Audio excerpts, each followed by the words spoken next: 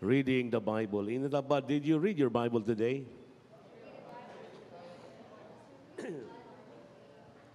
Why do we read our Bible? Ganun kinahanglan ta magbasa sa atong Biblia. Unsa magid ang Biblia di ay?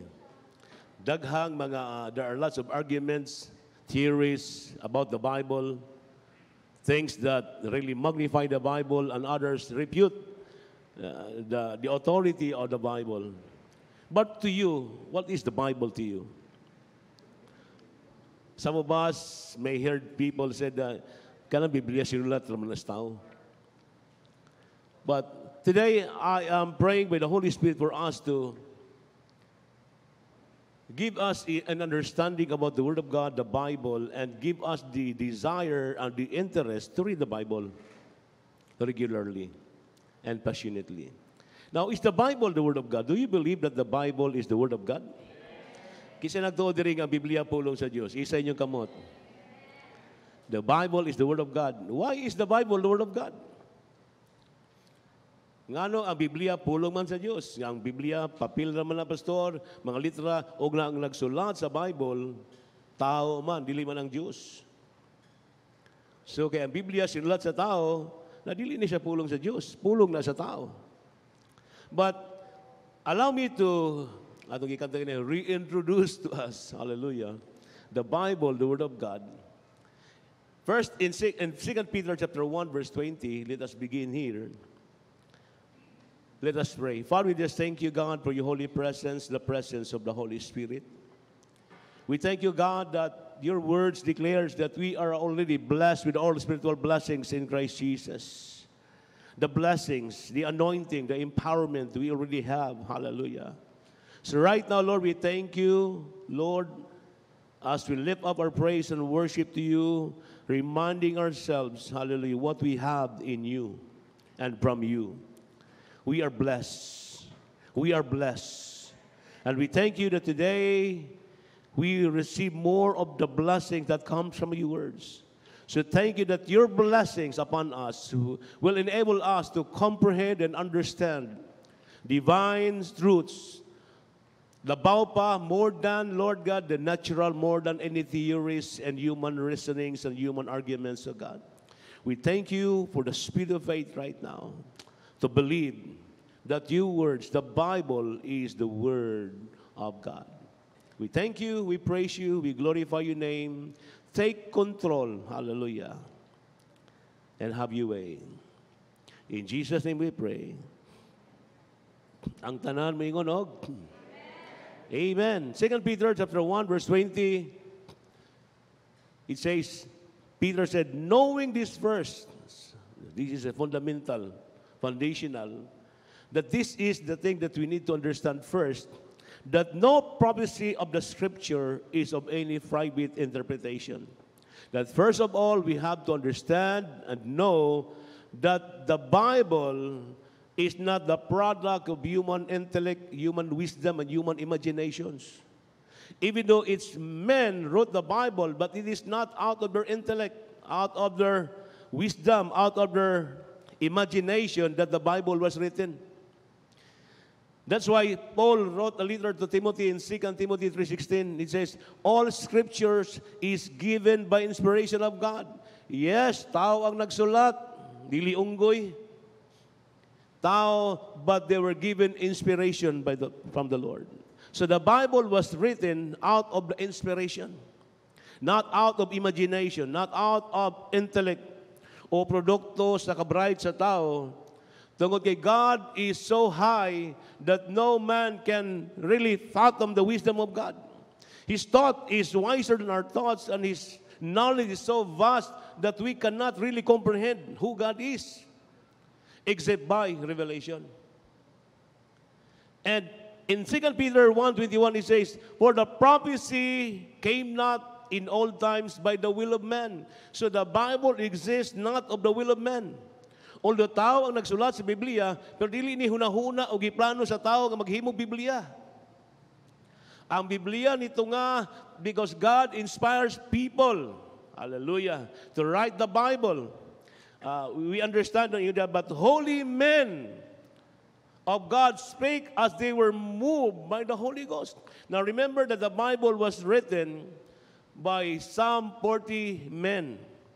Mga more or less 40 katao ang nagsulat sa Bible from Moses to John the Beloved for a period of more or less 1,500 years ang ilanggap. Ang ilang gikan ka Moses, sa uban pa mga writers, mga prophets, o hantod sa mga epistles, padulong kang John the Beloved, kaning 40 ka mga writers bigsoon, wala nila gisulat ang Biblia sa ilang kalangtip, silang unahuna o ka-bright o imagination. It is the result of the product of the inspiration that comes from the Holy Spirit. Amen ba, Megson? At an hour, people, 40 men, anointed by the Holy Spirit, different places and different time.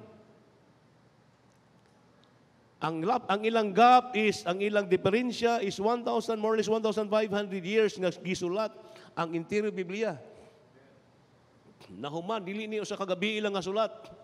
The Bible was written for almost 1,500 years. Sa 40 ka mga tao nga gidihugan sa Ginoo, but take note, this different time, different backgrounds, different settings, different places, different nationalities, different experiences, but they wrote one common message. Ang Biblia, bisag daghan ang nagsulat og lain-laing panahon, wala mag-contradict. They are in harmony and unity with one another. Kahibulungan sa kahibulungan tungod kay wala sila magsabot kay unsaon pagsabot nila nga lahi man sila panahon.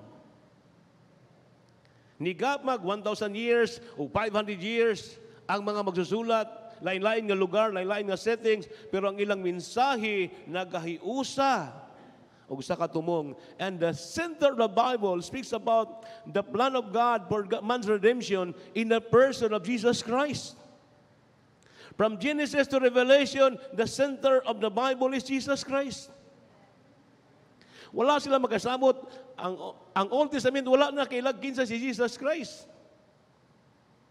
Wala pa matao, but they speak about Jesus Christ. And it was proven during the days of the apostles, hangtod karon ang mga magsusulat, they always point out Jesus Christ. How I love to memorize the song of Don Moen. Kasi naka-memorize na ng Genesis. Jesus is, and Exodus, and Leviticus, in Numbers, and Deuteronomy. Sa tagsan niya kada libro, that each book of the Bible, it points to Jesus Christ as the seed of the woman. Amin ba, Megzon? The Lion of the tribe of Judah, the crying prophet, the sacrificial lamb. Ang giingon ni John the Beloved, the Lamb who sits upon the throne. So it's about Jesus Christ. So ang Biblia, we call it the Word of God because no man on earth can even write the Bible out of their own wisdom and intellect. Dili, walay tao nga makasulat, ingon ani. Lain-lain ng mga author, pero paura ang ilang mensahe. Lain-lain nga panahon, o lain-lain nga lugar, o wala sila communication, kanya to sama sa communication karon nga magsabot na sila, o sa imong gisulat diha. Wala sila ni ana, but the Bible stands firm in harmony and unity about Jesus Christ. Usa sa rason we can say the Bible is the Word of God because the Bible is God's revelation to man about His will. It is God's revelation, to man sa iyang kabubuton. None of us could know and understand who God is. What is the will of God? Kinsa may nakasabot natin sa kabubuton sa Diyos? Kinsa ang Diyos? Except by the revelation. So wala gyud tao, usa sa tao nga makasabot sa kabubuton sa Diyos, kinsa ang Diyos. Gawas na nga ang Diyos magpasabot kanato. And the Bible exists because the Bible is the Word of God, and the Word of God and the will of God are one. Amen? The Bible is the will of God. The will of God is the Bible. If you want to know the will of God, read your Bible. Because the Bible is the revelation of God's will to man. That's why in Hebrews chapter 10, verse 7, Jesus himself said, "Then said I, Lo, I come in the volume of the book, it is written of me, to do thy will, O God." So the book was written concerning the will of God. It's about the will of God for Jesus Christ and the will of God for us who believe in Jesus Christ. The Bible is the revealed will of God. Amen? Because it is the revealed will of God, therefore it is the Word of God. Kay walay tao kanato nga makapato mga makakomprehend sa Diyos. Gawas lang kung kiniiyang ipadayag kanato. I-reveal kanato. So the Bible is the revealed will of God to man. It is also the revelation of God to man concerning His works, His plan, and His purpose. Muna ka itong mga batanon, kitang tanan, gusto ka mahibalo sa plano sa Diyos sa imong kinabuhi. Sa purpose ni God sa imong kinabuhi, o sa trabaho ni God sa imong kinabuhi. You incorporate prayer with the reading of the Word of God. Mag-ampo ka because when you pray and you read the Word of God, your prayer becomes more powerful and intense because you know what you are praying for. Amen. You have the assurance of what you are praying for. You have been guided to what you are praying for because you read the Bible. The Bible is the Word of God because it revealed to man concerning His plan and purpose, past, present, and future. For example, sa past makes on. Now, kinsa man sa ato diri nga natawo na sa naggibuhat sa Dios ano nog iba? Ha? Wala pa natawo nato dinhi. Moses, who wrote the first 5 books of the Bible, Genesis, Exodus, Leviticus, Numbers, and Deuteronomy, is called the Torah or the Pentateuch. Si Moses nagsulatan na, when he wrote the Bible, that was more or less 3,000 years from Adam. 3,000 years. Kamu maigsoon, butan nato 200 years ago. Kaya ba nimong isulat kung sinitabo 200 years ago? But nga nung nasulat man ni Moses, what took place 3,000 years ago? That the world exists because God created and made the world. He made Adam and Eve. Giyon sa man paghibalo ni Moses, if not by the revelation of God, nga doon ay Noah gitawag sa Diyos nga mag-build og ark to save his wife and his families. Kisa may nagsulti ka Moses nga one time dito sa Mesopotamia, they built the Tower of Babel. And God was not pleased with them. And God dispersed the people by dividing their tongues and their dialects and their languages. Wala man ta dito si Moses. That was 3,000 years ago. Giunsa pagkahibalo ni Moses na hitabo to except by the inspiration and the revelation of God. That is why it is called the Word of God, because this is not the product of the wisdom of God, man, or the interpretation or the imagination of man. Ang Biblia, pinadayag nga pulong sa Diyos. Amen, mamigsoon? Pero giunsa man ito pagkibalo nga tinuo lang isulat ni Moses. Basig na nagha-produce siya. We understand that geographic locations, fossils, and physical evidence attributed to the fruitfulness of the biblical events that was recorded are all unreputable. For example, year 2004, there was a new discovery in Turkey, sa bukid sa Turkey. Nakita nila dito, ilawom sa mga lava o sa mga snow dito, kay mix man dito, na bulkan, na snow. Nakakita sila dako kay nga kahoy nga silang ilang gitrace, usa ka dako kaayo nga barko nga naguba. Giyon sa man pag-abot itong barkuha dito nga bukid mo na. But if they read the Bible, niingon diri sa Genesis chapter 8 verse 4, no? And the ark rested in the 7th month, on the 7th day of the month upon the mountains of Ararat. Wala pa na naitabo ang mga kaniadto, gipadayag na tas Ginoo aron ang taon ta kung magbasa tas Biblia, dili na kinahanglan nga mag-research para gamito atong ka-bride because God revealed everything in the book. This is the revelation of God concerning the past. Now, the Bible is not a theoretical or experimental book.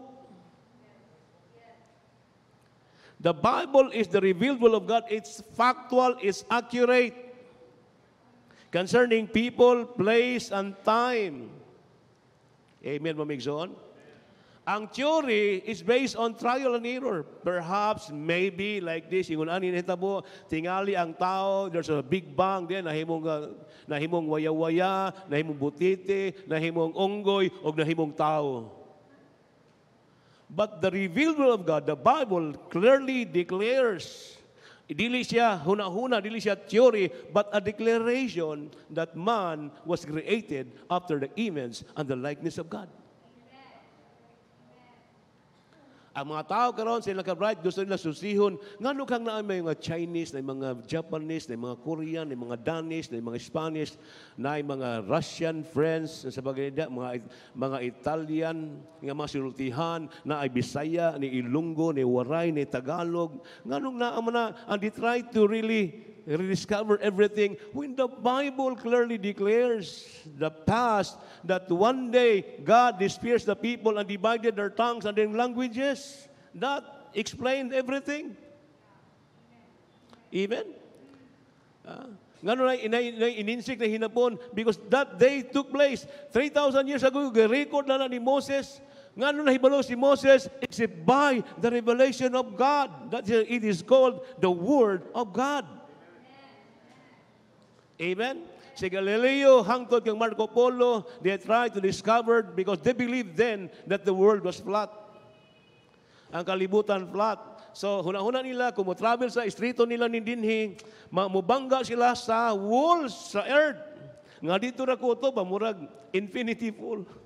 Nga dito ra kutob. But then they discovered, sa pagbiyahe nila, gikan sila pagbiyahe, niuli silang giulian nga, wala man sila muliko.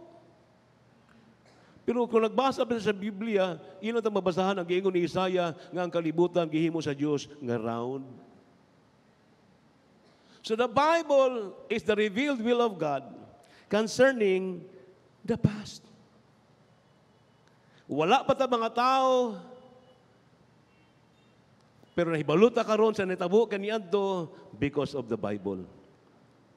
So ba ini the Bible is the word of God. Not only that the Bible is the revealed will of God concerning the past, but it is also the revealed will and plan of God concerning the future. Now, the Bible is not a prediction. The Bible is a declaration. None of us know what could happen or what would happen in the future, but the Bible declares and it gives us what shall happen. Wala may kundi what may happen. Ang prediction, what may happen, what could happen, but the Bible declares what shall happen in the future. Walay laing libro nga makasulat ana gawa sa Biblia, tugi ang Biblia, the Bible is not the word of man. This is the word of God. And no man can understand and know the future except God. For example, the tribe of Israel. It was foretold. When God called Abraham and God promised that out of your seed a nation will come forth. Nanganak siya kay Isaac, nanganak si Isaac ang Jacob ug ang Esau, ug si Jacob nahimong si Israel. And Israel become a great nation. Hallelujah. Kanus aman ito nga ng Israel because God revealed what shall take place in the future. Gisulat pag gipahibalo na tadaan ang Israel mawala sa mapa. Because of their disobedience, they will be subjected to many nations and kingdoms. They will be scattered abroad, makadag sila o mawala. But there was a word given from the Bible that Israel will rise again as a nation. And truly indeed, 1949, Israel became a nation once again. And the prophecy was given that the nation Israel, even surrounded with many big nations, they could not defeat Israel. It was foretold already that even right now, kung kanang mga neighboring countries, kung nagbasa pa ng Biblia, dili na sila mugira sa Israel, kaya nagusik-usik lang na sila sa gira sa Israel. Because it had been foretold that no nation shall overcome them. Kisa nagsultihan na, the Bible, because the Bible is not written by just the idea of man, this is the revealed will of God. Amen ba, Megzon? The Feast of Israel, ang pista sa Israel, ditawag na the Feast of the Lord, that the Israelites commemorate every day. The Feast of Passover, the Feast of the Unleavened Bread, the Feast of the First Fruits, the Feast of the Pentecost, the Feast of the Trumpets. Kaning tanan nga fiesta nga gi-celebrate sa Israel, gihatag na sa Dios, nasulat na sa Biblia, not just for Israel to have a festival, but this is the succession of what will take place in the world event. Feast of the Passover, it was not an accident, a coincidence that Jesus Christ, the Lamb of God, died on the cross on the Feast of the Passover. Because Jesus is the Passover Lamb that will take away the sins of the world. Wala ba gipropesiya na daan nga ang anak sa Dios magpakatao o siya ang mahimong kordero sa Dios nga magawagtang sa sala sa kalibutan o siya bagapatyon, no? Og mahitabo kana sa pista gyud sa paghalad sa karniro sa pagtangtang sa mga sala. And on the third day, the Feast of the Unleavened Bread, sa nagilubong siya. Pag the third day, the Feast of the First Fruit, nabanhaw siya. Was it a coincidence? No. It was foretold by the Word of God, the Bible. And then, paguman sa Feast of the First Fruits, in pagkabanhaw, 50 days after is the Feast of the Trumpet. The Feast of kining the Pentecost. Kining harvest na gid siya. No? Sa unang panahon na, that was the fulfillment of the outpouring of the Holy Spirit and the birth of the church in Jerusalem. O ang upat nga mahitabo nga itong ipaabot, kini gitawag the Feast of the Trumpets, rapture. So kung ang upat ka buok nga giingon nahitabo na walay rason nga dili mahitabo ang tulo nga labilin. O ang next Megzon is the rapture. What is the rapture? When the trumpet, the sounds of the trumpet will be sounded. O kato nangamatay nga nagtuog ang Jesus Christ, mga banhaw sila. Hallelujah! O girapture sila sa kahanginan. O kita, nakakita, nga nagtuog niya, muuban kanila. Kisa may nag-Bible na, it is the Word of God, the Bible. Walay tao nga makasulat, ana, walay hunahuna o kaalam sa tao nga makaabot, ana nga panghunahuna, except by the revelation of God. So the Bible is not the byproduct of human intellect and wisdom. It is the revelation of God to man. For example, Daniel's vision, katubitang pananaw ni Daniel, ang usa ka statua nga ang ulo bulawan, ang iyang dughan silver, ang iyang tiyan diri, ang dapi-dapi diri bronze, ang iyang tuhod puthaw og iyang tiil puthaw nga sagol og mga lapukon o kululon nga yuta. It symbolized the succession of kingdom. Gisulat ni Daniel sa panahon nga ang naghari, ang number one, ang gold, si King Nebuchadnezzar, which was the kingdom of the ancient Babylon. Ato nga time, gi-prophesy na daan nga sunod sa Babylonia, another kingdom will arise that is lesser than him. That is the kingdom of Medo-Persia.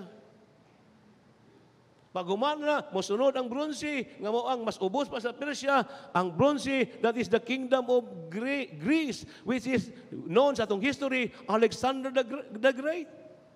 Wala pa matao si Alexander the Great, gisulat na sa Biblia ang mga mutunga siya.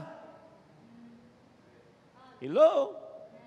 Nga pag humana, mamatay siya sa iyo, ang iyang mag-general, mag-away, mabulag, mahimo na mo siya kingdom of ancient Rome.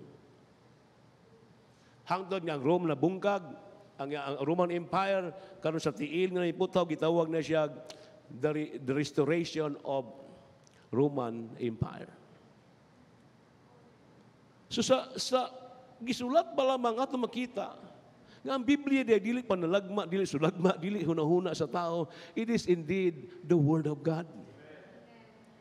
Gusto na ko ipasa kaninyo nga kanang imong Biblia nga gigunitan nasa papel, nasa iPad, nasa cellphone, whatever, in what way you read your Bible. That is not just letters.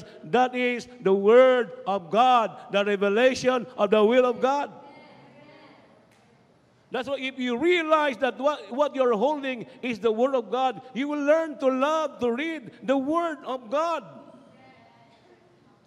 Ganahan ganit tagbasa sa mga sulat bitang mga chismis. Unsa ba ka ng pulong sa Diyos. Now, in Joshua chapter 1, verse 8, hallelujah. Ako na itong gi-introduce, make so on, mo niya akong mensahe karon. I'm just, mubuhon ako message. Introduction na ito na ko siya for us to understand that the Bible is not just man-made. Dili siya huna-huna sa tao, dili siya produkto sa kabright sa tao, kundi pulong gyud sa Dios. Mao na makaingon ta ang Biblia pulong sa Dios. Bisag tao ang nagsulat ana, kay dili na mo tunga kung wala lagi padayag sa Dios sa tao. Amen, mamigson. Nga bisan pag na-involve ang si Satanas diha o ang pulong ni Satanas na record diha, dili ingon nga tungod kay si Satanas o nagsulti nga dili na ni pulong sa Dios kay ang wala may kahibalo nato nga madunggan kung wala ni gisulti sa Dios. Now in Joshua chapter 1 verse 8 gusto nako nga basahon to pag-ayo kini. Nganong ingon ani man ka passionate gyud ang Dios nga nag-ingon kang Joshua. Joshua. Joshua. Pwede ba tawagan ay mo tapad sa ngalan?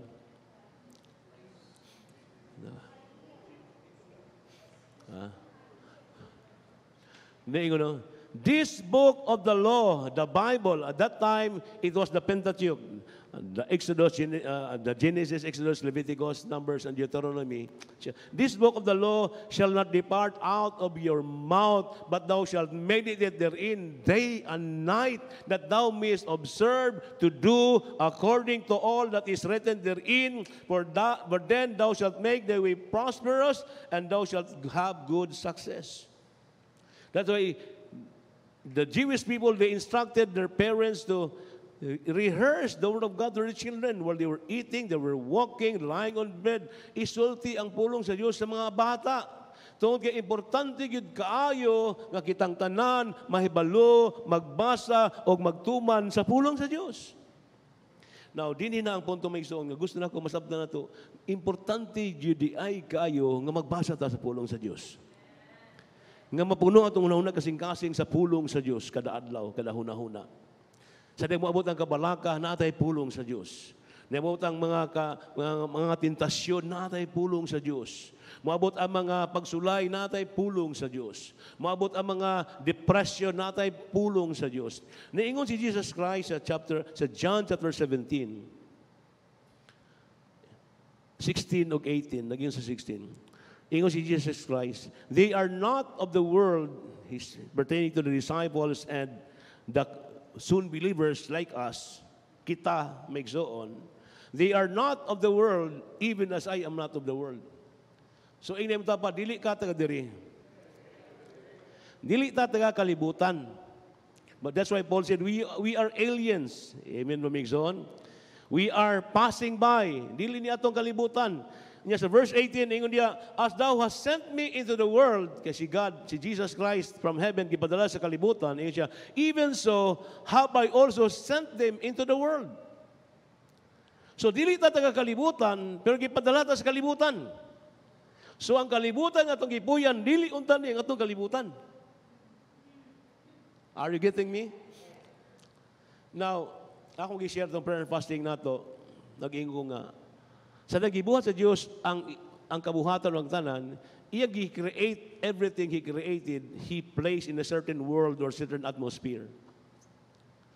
Ang mga isda megsoon were created to live in the world of under the water. Amen mo megsoon? O ang mga isda, fishes, if you remove them out of their world and place them in the world of the birds up in the air, they cannot survive up in the air because the air is not the world for the fish. The fish were created to have its own world under the water. And the same way, birds in the air, The air is their world. Amen mo igsoon. If you remove the birds and place them under the water, which is not their world, they cannot survive. They cannot survive because the water is not their world. Now think about this one. Hunahunag maayo. We are not of this world, but we are of this world. I-connect ni sa isda o sa langgam maigsoon. Nga ang langgam na iyang kalibutan sa kahanginan, dili siya mabuhi sa dili iyang kalibutan. Ang isda na iyang kalibutan, ilawom sa tubig, dili siya mabuhi sa iyang kalibutan. Kita dili ta kakalibutan, pero naata din sa kalibutan. How do we survive in the world that we don't belong?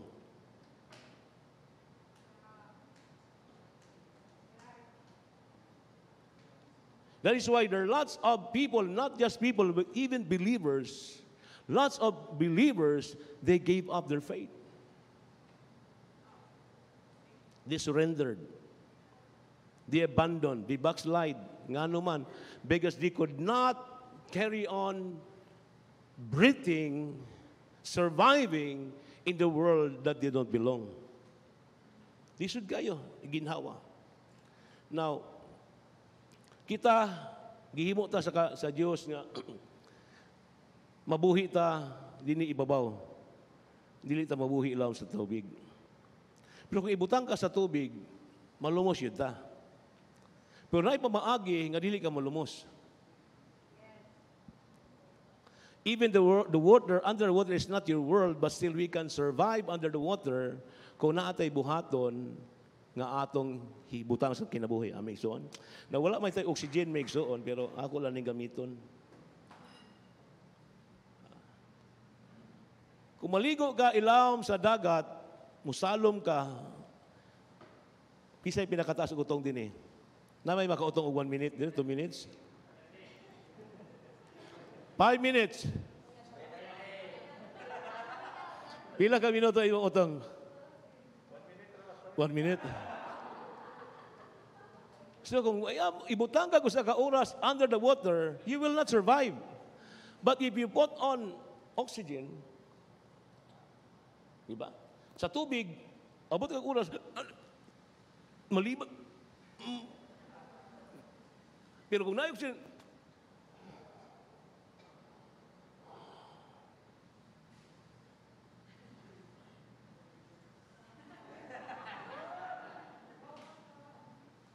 ingon po niya na ang mga Kristohano may igsoon, there are lots of believers here on earth.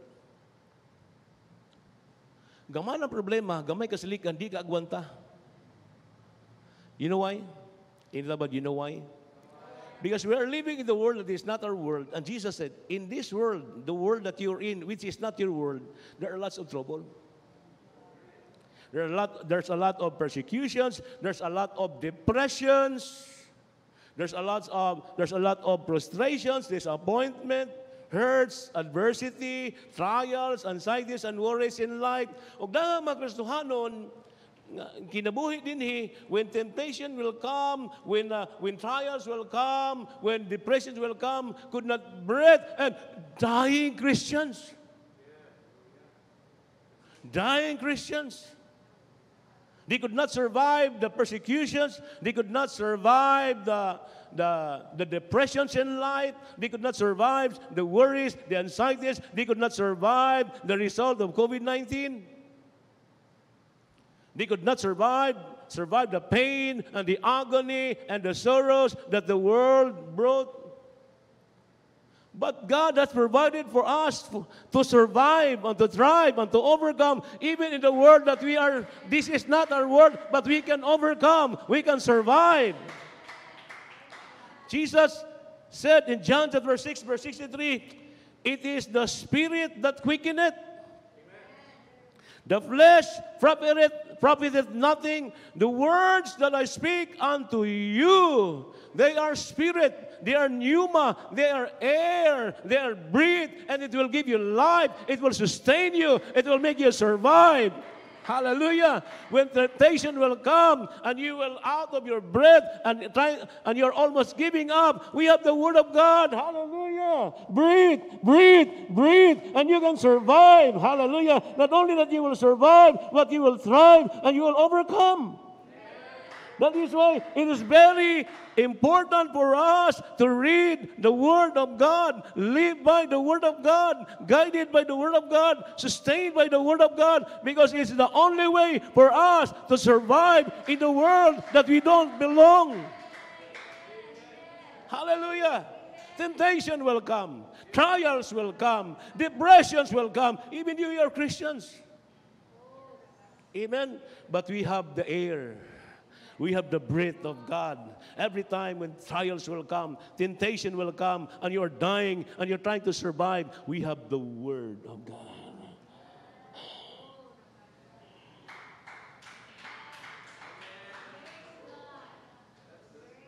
You can continue to move on, to walk, to worship God and glorify God, not of your own strength, but because the Word of God, the words that I speak unto you, they are pneuma, they are air, they are breath. It will sustain you. It will keep you alive. Hallelujah. Say me, I'm alive because of the Word of God. David said in Psalms 119 verse 107, he said, I am afflicted very much. I am in sorrow. I am in trouble. I am dying. I have so much problem. I have so much sorrow. He said, Lord, quicken me. How does God quicken him? By thy word.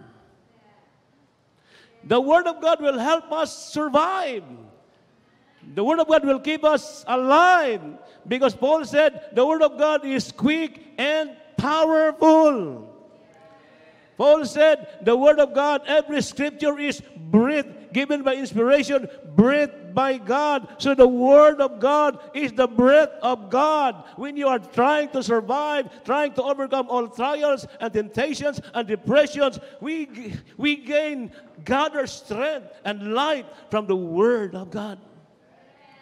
Kung kamatino na ka, kag-give up na ka, medyo kasurinderon na ka, wala gili na ko, maundang na ko, simba-simba na diha, kamuna diha, kapuyan akong simba, mawalang gihapon, walay nahitabo, mo nagmuundang na ka, ayos na, basa sa pulong sa Diyos, because hindi mo basa ka sa pulong sa Diyos, makaginhawag ka, hallelujah, makamatnon kang may pamuot, nga niya ka sa kalibutan, naay problema diri, naay kasalikan diri, pero nagingon ang Ginoo, dili ta ka pasagdan, dili ta ka biyaan, tabangan ta ka, ligunon ta ka, buhion ta ka, hatagan ko ikaw kadaugan.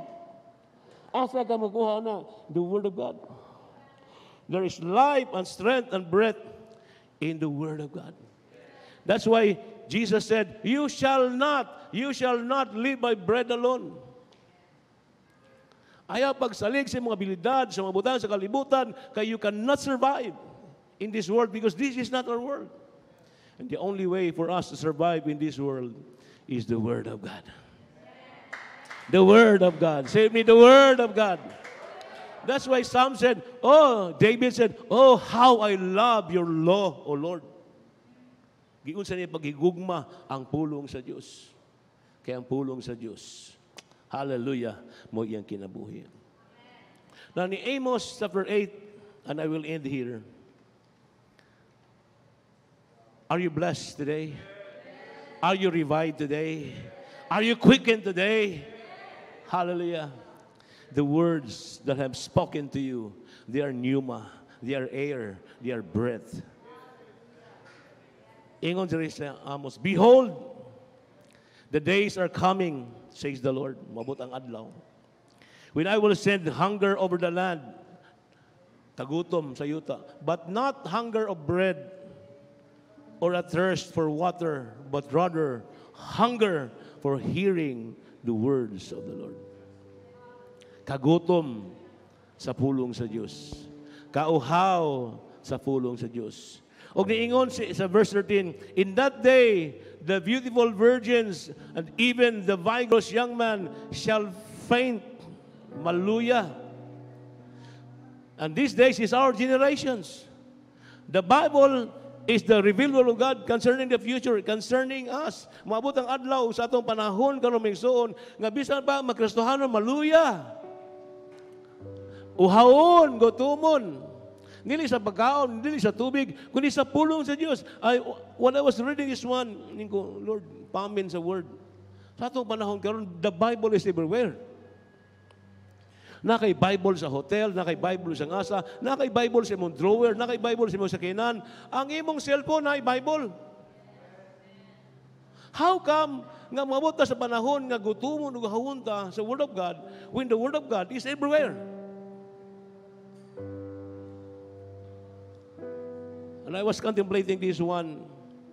I believe the Holy Spirit spoke to me and said, because the people doesn't spend time in reading the Word of God. So when depression will come, temptation will come, trials will come, adversity will come, trouble will come, and he said, you shall faint. Maluya ka, ma-discourage ka, mag-uul ka, o maingon na ka, mo-surrender na lang ko. And I believe this is the encouragement from the Word of God for us to quicken your spirit right now and quicken your soul right now. Quicken your passion and your desire nga buhion sa Dios ang imong tinguha karon sa pagpamalandong o pagbasa sa pulong sa Dios. Nga dili lang ka gutomon sa kanon o sa humba o sa pan o sa bisang unsa diha. Nga gutomon ta sa pulong sa Dios. Nga kada adlaw mingawon ka sa pulong sa Dios. Uhawon ka sa pulong sa Dios. Mokaon ka sa pulong sa Dios. Moinom ka sa pulong sa Dios. Kay mao kini ang pulong sa Dios, ang Biblia nga pulong sa Dios, may muhatag atong kalig-on nga sa diyang moabot kining adlaw, you will never faint. You will never faint. You will survive, you will thrive, you will overcome. Said, in this world you shall have tribulation, but we will cheer. I have overcome the world. Hallelujah. And how do we overcome the world? It is your faith. Faith comes from hearing and hearing and hearing from the Word of God. The more we hear the Word of God, the more we read the Word of God, the more we meditate the Word of God, the stronger we become. The stronger we become to survive sa kalibutan nga dili ni atong kalibutan. Wala ta gidesign sa Dios dinhi, pero salamat sa oxygen nga gihatag sa Dios. Ang oxygen nga gihatag sa Dios migso nara sa imong cellphone, nara sa imong pitaka, nara sa imong bag. Every time na maabot ang mapagsulay, hallelujah, naa kay panglaban igsoon. Pulong sa Dios nga imo gigunitan. Pulong sa Dios nga gihatag sa Dios kanato. Stand on your feet right now. Lift up your hands. Worship to God. Hallelujah. Lift up your sound of worship to God right now. Lift up your sound of praise to God right now. Lift up your sound of thanksgiving to God right now for the word that He has given to us. The pneuma, the air, the breath, hallelujah, that keeps us breathing, keeps us alive, hallelujah, to do the will of God for each one of us.